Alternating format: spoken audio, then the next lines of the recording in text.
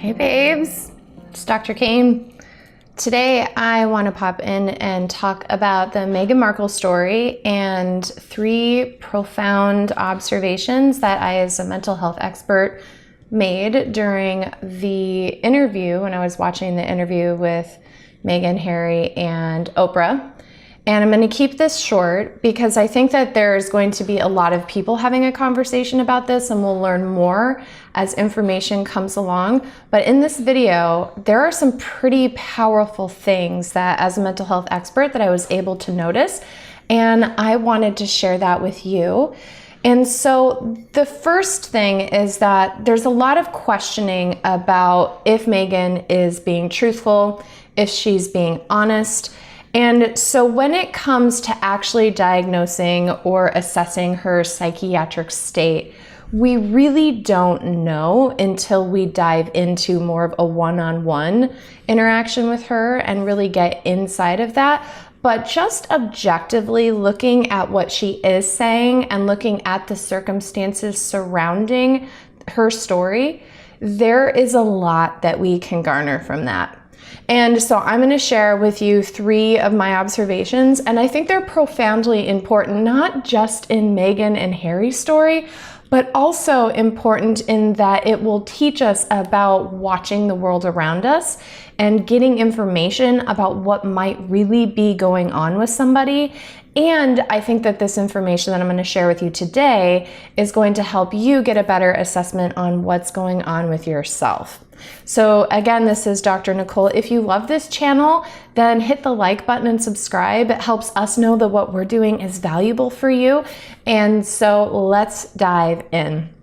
Today I want to talk about the Meghan Markle story. As you guys know, she and her husband Harry were recently interviewed by Oprah. And there's a lot of conversations circling where they talk about, is what she's reporting actually real? Is it true? What's actually going on? What is happening beneath the scenes? And so today, as a mental health expert, I want to focus on Meghan. And there are 3 really important things that we can say for sure. Number 1 is that abuse can be personal and institutionalized. This goes to the cast of characters that we talk about in the ACT method, where we think about how we're feeling and how that may be impacted by our environment.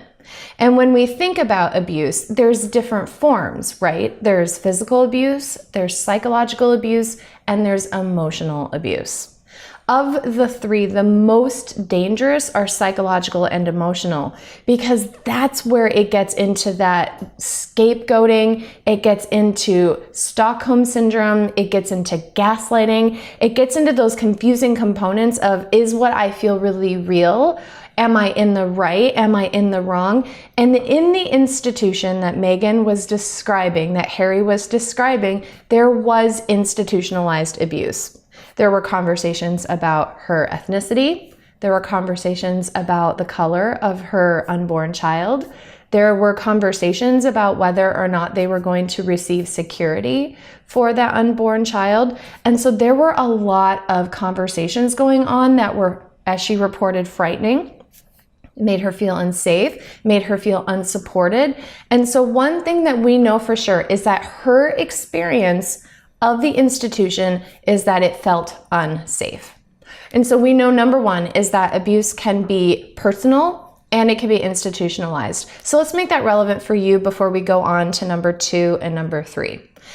As we look at your story, as we look at your experience, your anxiety, your anger, your trauma, your frustration, your depression, your panic attacks, all of the things that you're working on, we want to pay attention not only to your experience within yourself and your life and your history, but we also have to look at the greater narrative. We have to look at your social cast of characters. Who in your life is impacting you? Is it government policies? Is it systemic racism? Is it economic instability? Is it your teacher? Is it just messaging online that feels scary and unsafe or abusive? The thing with trauma is that trauma is defined as an event that supersedes a person's ability to cope. Let me say that again. Trauma is defined as something that happens that supersedes a person's ability to cope. So trauma is not defined by the event, but rather how the person experienced and interpreted and dealt with that event. So if something happens to you, nobody has the right to tell you whether or not that was traumatic. That's your decision. That's your experience. And so when we look at the Meghan Markle series, when we look at her story, we know that her experience, as she reports it, is that this has been very traumatic for her. It's been scary, it's been uncertain, and maybe if somebody else was in her shoes, it wouldn't feel that way, but we know that for her, it feels scary, it feels unsafe, it feels demoralizing. All of the different ways that she's described her experience, it is traumatic. So we want to know, what is her experience of that, right? So we know number one is that abuse can be systemic or it can be institutional or personal, right? The number two observation that we have about her is that we know, based on her symptoms, that she does have a psychiatric diagnosis. But this is where the controversy comes in, is number one, what is the value of psychiatric diagnosis? And number two, what diagnosis is accurate? And so when we have the conversation about trauma, trauma trumps everything. The way that we diagnose psychiatric illness is we look at something called the Diagnostic Statistical Manual that was created by the American Psychiatric Association. Psychiatry being the branch of medicine that focuses and emphasizes on prescribing medications, right? So we have this body of medicine emphasizing prescribing medications who have come up with diagnostic criteria that help categorize people's symptoms and experiences into boxes so that we can justify or warrant prescription medications. The controversy in the DSM-5 came from the American Psychological Association, built by counselors and mental health experts that go beyond the pill for no model, who say that we have to look at trauma. If somebody has trauma, then we have to treat the trauma first instead of going straight for a mental health psychiatric diagnosis like bipolar, depression, generalized anxiety, panic disorder. We have to look at the trauma. And so based on the beginning of this video where we focused on knowing that abuse can be individual or institutionalized, and we have discussed and established that Meghan's experience of that was traumatic, we then are obligated to look at the criteria for PTSD or different forms of trauma, arguably. Originally, PTSD would stand for post-traumatic stress disorder, and it was a very narrow diagnosis. It was, did something big and huge happen and you have trauma, or did it not? And so this is where we break down trauma. We have big T traumas and we have little t traumas. Big T traumas are something huge happening. In Meghan Markle's family story, Diana passing was a big T trauma. That was a huge event, completely traumatic for that family and the world at large, arguably. And so that's an example of a big T trauma. But there are also little t traumas. Little t traumas can be insidious microaggressions. It can be somebody undermining you. It could be somebody who's talking poorly about you. It could be somebody who's disregarding you. It could be somebody who flicks you on the ear when they think you're doing something wrong. It could be so many different things. And the research shows that micro traumas or little t traumas can be just as deleterious or dangerous for somebody's emotional and physical well-being as big T traumas. And Meghan reports in the interview with Oprah, she reports in her story having innumerable microaggressions against her, micro traumas against her. And again, whether or not we can objectively prove that her experience is that this occurred. And so that thereby is a satisfactory criterion for examining post-traumatic stress disorder. And so when we look at somebody's story, when we look at their symptoms, we can start at the top of the pyramid and say, yes, you were anxious, you were depressed. Meghan wanted to go to a psychiatric inpatient clinic because she had suicidal thoughts and she didn't know what to do, and they discarded her, they dismissed her, right? So you may be at the top of the pendulum and they may give you a diagnosis of major depressive disorder or something like that. But the important thing as a mental health expert with trauma-informed education is to look deeper. And that's what we're all about here, is looking deeper and saying, okay, well, why is that occurring? Is it because of a misfire in the brain chemistry? Or could it be because of an institution or a social cast of characters, right? And so arguably for Meghan, based on her report, Harry's report, what we've been watching over the years in the news, is there is evidence of microaggressions, microtraumas, big T traumas, and little t traumas. And therefore, an appropriate working diagnosis would be post-traumatic stress disorder. And so the treatment may include medications, it may include psychotherapy, but the most important, profound thing that we need to do is number 3. And this is find your allies. So if you're resonating with this, you're not royalty probably watching this video, right? But we all experience some sort of micro traumas, and some of us experienced big T traumas. And so you may have depression, you may have anxiety, it may be personal, it may be institutional, but the most important thing that we learned from the Meghan Markle story is number 3, is that you have to find your allies. So she went to HR and they did nothing for her. They cast her aside, they weren't supportive, they didn't have her back, and maybe you resonate with that too. Have you ever shared your story and it was dismissed? Have you ever talked about your trauma, your experience, your depression, and told that it was no big deal? That, oh, you don't have it as bad as these people, so you must not have trauma.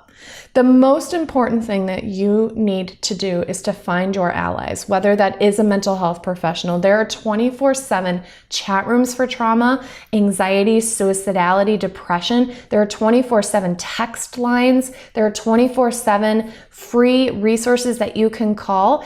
You can find a mentor. And so what Meghan did is she went to a friend of Diana, because she knew that that person would get it. She knew that that person would understand the pressure she was under and how she was feeling inside.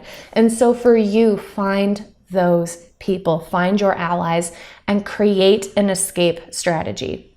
We call this an obstacle to cure. If you're in a situation and you're experiencing abuse, if you're experiencing trauma, the most important thing is to remove the obstacle to cure. You cannot get better if you do not get out of the situation where you are being abused. And that's the conclusion that Meghan and Harry made, right?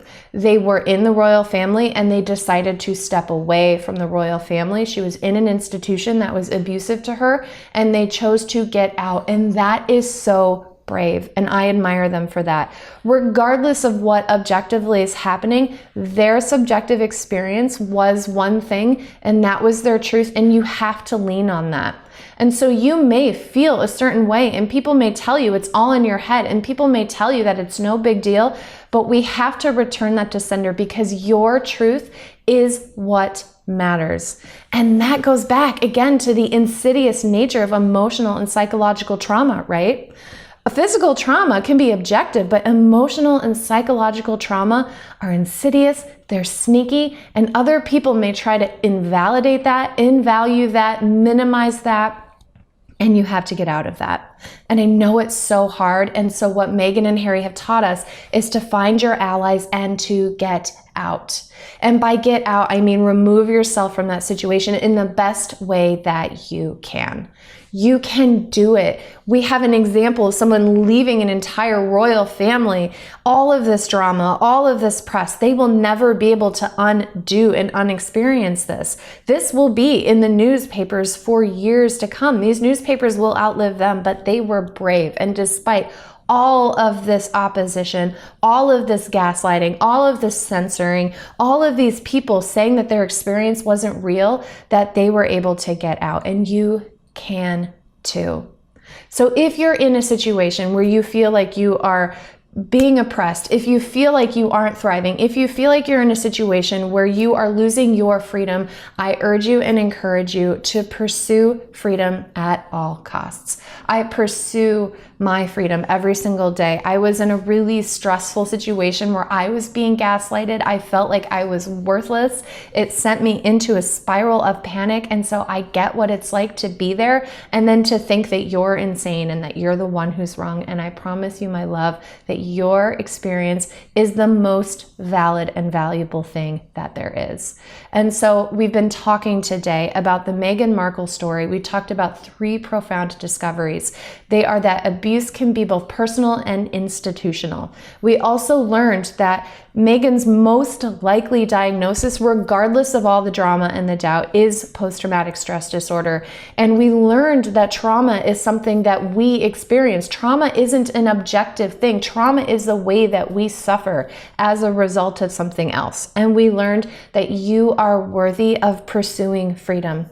So if you resonate, if you relate, if any of this is sticking out to you, then let's do an audit together of your social characters, the people around you, the institutions around you, and let's help you find your allies so that you can create your strategy for freedom. This has been Dr. Nicole. If this is valuable for you, I would love a little like, a little heart, and a little share.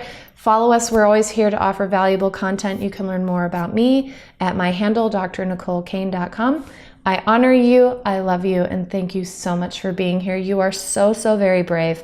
Let us know how we can support you. All right, guys. See you later.